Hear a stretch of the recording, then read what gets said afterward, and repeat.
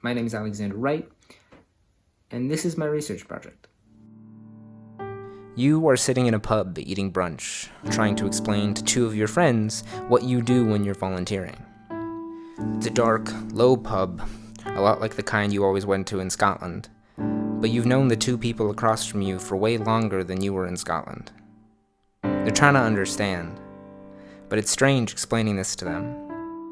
You feel both out of place and out of time, talking of things that would be unimaginable in your life a year ago, in a place that feels so much like where you lived a year ago. This cognitive dissonance isn't helping your explanation. The work, you explain, is basically helping some people write an opera. Amateur musicians working together passionately to realize a vision that they don't necessarily have all the critical or technical skills to realize on their own.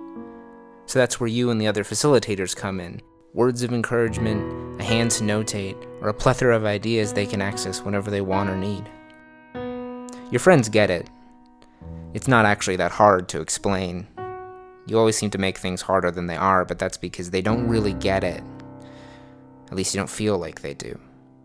You love writing opera, something even you find strange, but it's such a melodramatic form, filled with theatrical and musical potential you just don't get in other places. It's been the end point of all your schooling so far. All the final projects you submitted have been operatic. Text and movement and music wrapped into one. You're so happy you get to help other people do this thing that you love, even if only for a few months. But sometimes it still feels like it's missing something.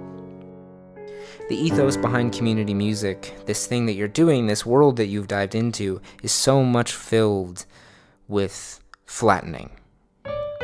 There's a striving toward the reduction of mediation in music creation, the elimination of skill as a marker of musical excellence. You want things to feel equitable and inclusive. The success of a project is judged on the community, not the music. The music makes communities, as those communities make music, so to speak. Improvisation becomes so vital to that kind of practice because it lets you be free. But it feels weird when you're helping them write notes down sometimes. Hi again. What you just heard was an excerpt from the final project I did for my MA in Community Music from Wilfrid Laurier University. It's an art-based research project called The Stories We Sing Ourselves. It's formatted around a musical narrative autoethnography, which is a bit of an unwieldy title, but essentially means it's a piece of sound art that mixes spoken word storytelling mixed with music. That is purely audio in format. The whole thing is about 25 minutes long, and it's structured on two alternating sections. Narrative vignettes and preludes and interludes that happen before and in between those vignettes. The interludes and preludes tend to frame the argument and the thematic ideas that are happening within each vignette to sort of preface those before we shift to the stories that we're telling. The part you just heard deals specifically with some of the challenges I experience working as a contemporary classical musician, coming into community music spaces and trying to work as a community music facilitator, but feeling that level of discomfort between my own personal needs as a member of that community, as a creative person, as a musician, and finding that stifled by the needs of being in a facilitatory position, even being in a participatory position in those environments. I have a lot of experience working in a variety of different sort of musical cultures. I've been a music teacher. I am a music teacher. I've obviously worked in contemporary classical music. I've worked in popular music. I'm in a band. That comes up a lot in the course of the actual full piece. I also have worked as a community music facilitator, as that story tells. And what I've discovered is that each of those musical cultures, shall we say, has different value systems around creativity. And what I wanted to do is examine how those value systems impact the process of working within those disciplines, specifically in the ones I am most familiar with the culture of and most involved in.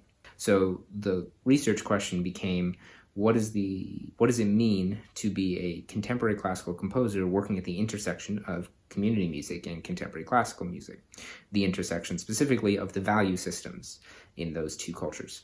I knew I had to understand those cultures much more in depth, so I did a lot of reading. And that reading was centered around trying to understand the value systems and the cultures that underpin community music, that underpin contemporary classical music, and that underpin classical music more broadly even. And to try to understand sort of methods of practice in those two environments and how composers have a role in those environments. Storytelling came up as a way of communication, both in the presentation of the work, but also as a way in which we communicate with each other and we communicate within a culture and how we shape cultural narratives.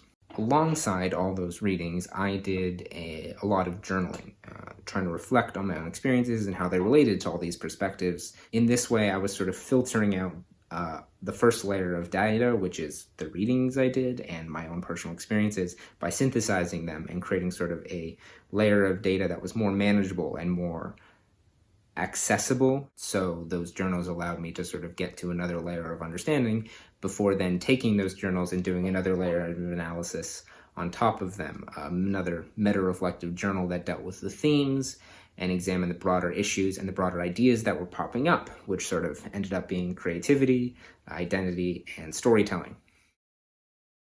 All of these journals were both creative and intellectual exercises. I was essentially practicing for how I would approach the form and the tone of the final work, which meant the sort of only path forward that made sense was in the format of storytelling, in the format of narrative, talking about my own personal journey within community music. The resulting work, the main thrust of its argument then is that these two story cultures have created two narratives around what it means to be creative and what the role of creativity in that culture should be, and that these narratives appear dichotomous. It aims to be a work that evokes and provokes rather than demands, leaving some of its tensions unresolved and being filled intentionally with contradictions. And it is dishonest to the issues at hand and the realities of that experience to ignore that, but rather to examine how both of them impact you and make you better and make you worse. Really, it's both a critique and a love letter to the two disciplines. It's a milestone in an ongoing journey of my personal journey, but also in an ongoing journey of trying to understand how contemporary classical music, and maybe classical music more broadly, that discipline can engage in a healthy way with community music as a practice. If you want to see the whole thing, there's a URL link, and you can go download it. Thank you for listening, and have a great day.